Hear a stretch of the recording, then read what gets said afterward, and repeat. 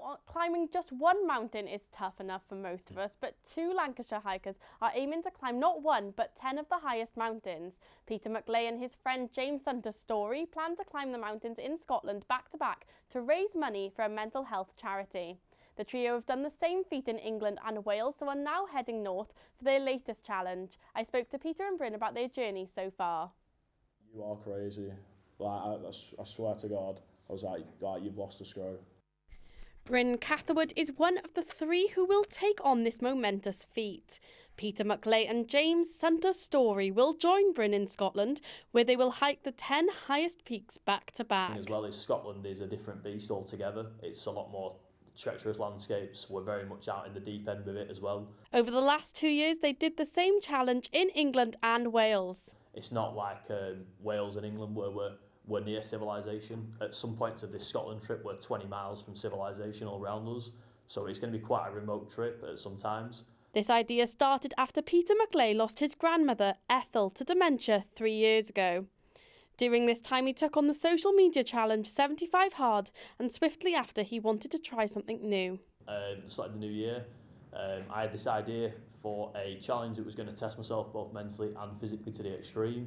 And basically I had the idea to hike the 10 highest mountains back to back as fast as possible in England, and we branded up the event called Summit 10, and basically we used all that kind of period from sort of February 2023 right up till July 2023 to fundraise and also build the campaign out.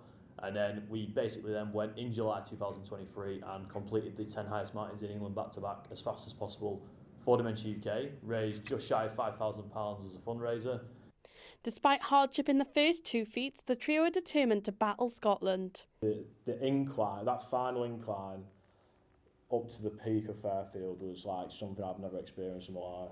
And this is coming from people that have, we've done a fair few up till this point. We got ourselves into here, do you know what I mean? Like, should we push it back a few weeks and see if we can fit it in, maybe when the weather's a bit better? But the thing is, obviously we were there, we committed to it, we'd all taken time off work, that's the other thing as well, we self-fund all the events ourselves. So, we were kind of in it, in the deep end really with it, so we had to just commit to it and go forth with it.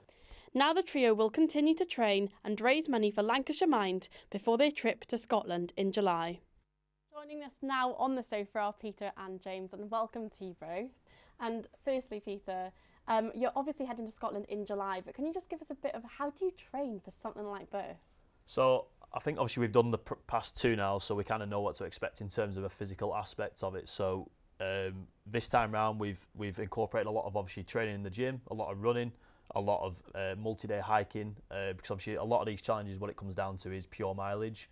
It's not just about the fact we're going up big inclines, it's the fact we're doing these under fatigue. We're running this for quite a few days in a row. And definitely at the start of every single one of these challenges, when we've got going, you're obviously running on adrenaline for the first sort of day because you're there to do this challenge and you've been talking about it for ages. And then slowly, as the hours and the days go on, it's grinding away at you as you're working your way through each one of these mountains. So a lot of the training for this needs to be around sort of fatiguing ourselves and getting used to being uncomfortable with when we're actually out there in the actual mountains themselves. So this time round, kind of casting our mind back to the previous two trips, every time we've done one of these trips, obviously with England, it was the first time we'd ever done it. We learnt a lot from that trip, and then we went into the Wales trip with some of our learning. Same again comes around to this trip now with Scotland trip. A lot of the learning has been applied to this particular trip now in terms of our training. One of those things is obviously to do with getting miles on our legs this time. So we were just talking about it before, me and James, literally before we stepped into here, around planning another multi-day trek in June, which will be 2 days of just pure mileage in the mountains, just fatiguing ourselves, getting used to being uncomfortable again. So yeah, that's basically what goes into our training: gym work, running, and a lot of training within the mountains themselves, carrying kit. Yeah. You've raised quite a bit of money so far, just under £5,000 for the first one and then just under £2,000 for the other one. What's kind of your plans with this one? You're raising money for Lancashire Mind, and what's the aim for you now? I mean, I think ultimately I personally would love to raise around £3,000 this time, so we can kind of cap off the entire trio of these trips to £10,000 for all three collectively, which will be amazing. But at the end of the day, whatever we can raise will be great. It's around raising awareness at the end of the day. And you know, if we can raise, even if we only raise £1,000, it is what it is. But ideally, it was, like I say, that's where we'd like to aim for, around 3,000 this time. Yeah. And obviously, James, I didn't get to speak to you before, but you're the brains of all of this. You plan out the mapping. How can you just describe to us a bit about what you do and how that happens? I mean, a little bit of experience from my past, so I'm familiar with map reading anyway. But generally speaking, it's we take how many days we're sort of estimating for it to take to begin with. We need to factor in things like travel time between each one, how that's going to impact. You know, it's all well and good saying it's a 26-hour stint for this, but you've got to sleep at some point.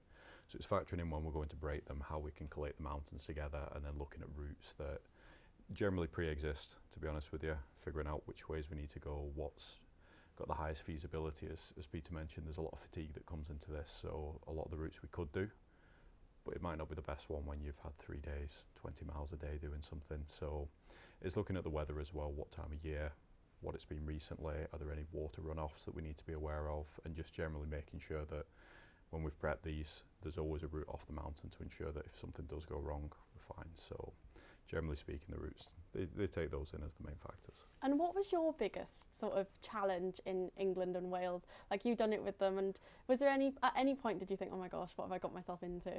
For sure. The first day of the first challenge in England, I maybe a little bit overconfident at times, thought I've planned this out, this is fantastic, it's going to be great, we're all relatively fit, maybe less so myself, but and then 4 hours in, heavens opened in classic Lake District style, couldn't have predicted what was going on, and we were up Scarfell at the time, couldn't see 30 metres in front of us, and you know, your kit's absolutely wet through, all your food's wet through, you don't feel warm anymore, and even when you get down to the bottom, you've put your tent up, everything just feels wrong. We got to a point where we'd said, look, we need to evaluate how this weather's going to go, because it wasn't even just, can we climb in this? There was a lot of water runoff going on. Was there going to be access to the valleys at the time? So, yeah, it fairly hit us in the mental. We picked the worst weekend of the year, I think, for Hamley. Quite possibly, yeah. So that definitely was, it started off strong, but I think once we got past that, realised actually we can deal with a lot of this. Thank you so much for joining us today on the sofa, and we wish you all the best for the rest of your journey. And that's all for now. We'll be back in an hour. You can keep up to date on all of these stories via our website UCLan Live. Check out our social media accounts on X and Blue Sky @SportJournUCLan. Thank you for watching, and goodbye.